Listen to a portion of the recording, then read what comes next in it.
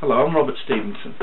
I'm a resident of the Boothby electorate in South Australia, and today I want to look at another aspect of the carbon tax that has been presented by the Australian Labor Party with the support of the Greens and Independents in Australia, and some of the myths that for some reason are being run with in the media locally here. I'm not sure if myths have been run with internationally, because I don't tend to follow that news, that the introduction of a carbon tax is going to see jobs move overseas.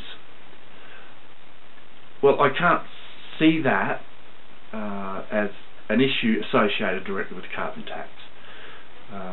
Even at the moment, we have jobs moving overseas through the telecommunications networks, through other industry. It's just moving the jobs overseas, which they're doing now, and I can't see a carbon tax making any difference to what businesses and industry is doing today.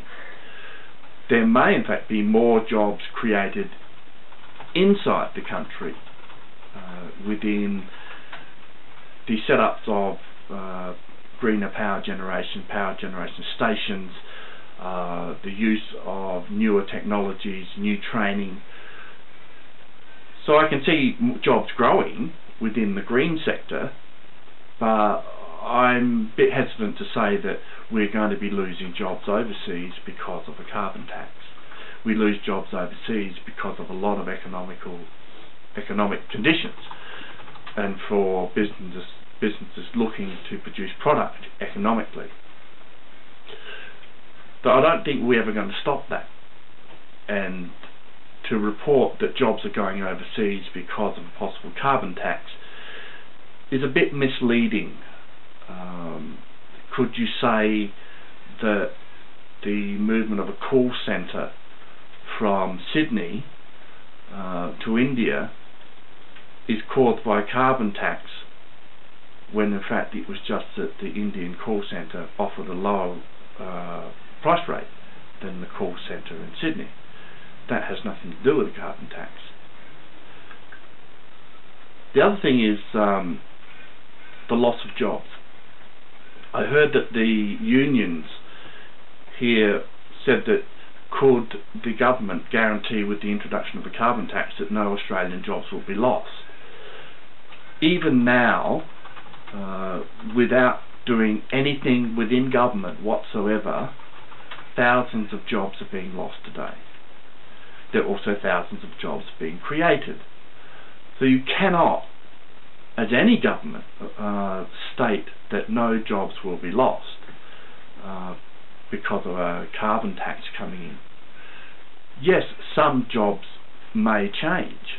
Yes, some industries may have to change how many Boilermakers they have, and have to switch some Boilermakers for fan makers. Who knows? I'm not aware of how these different technologies work. Yes, there will be changes in what jobs and what the job fabric will be, but I don't think anyone in their right mind would make some claim that no jobs will be lost because of a carbon tax. We don't know. The evidence suggests, if you look at European economies that have used the ETS system, introduction of their carbon tax system, they have had rises in jobs through the green networks and the green energy system. So they actually have jobs growth. So we can see that we will get the same kind of flow-on effect through jobs as our industries change over. In the process and in that transition, there will be some jobs lost and there will be some jobs created. This is like any normal industry process. When the Australian car industry shifted from manpower to robots, it was claimed it would be the end of Australian society as we know it, and no one will have a job. But what happened was we no longer had guys putting bolts in car fenders, but robots, welding them together. But we needed people, had to retrain people to run and service the robots. So where one job was lost, another one was created, but in a different area. The same is going to happen with this carbon tax. Some jobs will change in the energy sector, some jobs will change in the steel sector, but other jobs will be created to manage the new systems that they have to adopt. To me, that is a logical position to take, and I'm prepared to wait and see just how a carbon tax system will flow into the new energy sector and into the new industries. And I feel waiting is the wisest thing to do.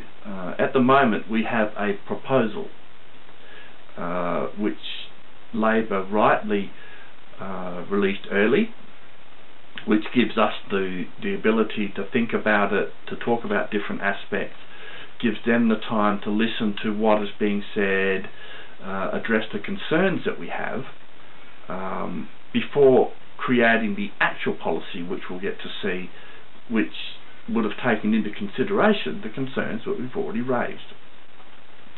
Again, I would caution about jumping up and down saying this is a tax against all Australians, as it is clearly not. It's a tax against the polluters in the country, which is from estimation 1,000, but that actually may be even less, depending on what industry exemptions are made because of the current systems and structures they use. So for the time being, the carbon tax isn't a mean green enemy about to fall on your head. It is a shift of systems that will have some costs involved and will be reimbursed for some of those costs. Nothing terribly to be concerned about. So for now, be patient. When I learn more and understand more, of course, I'll share the information I get with you. But for now, I'm Robert Stevenson in Boothby in South Australia, just telling you to be calm. All is going to be well, and I'll see you in a short time with some news on the future of our government. Okay, thank you.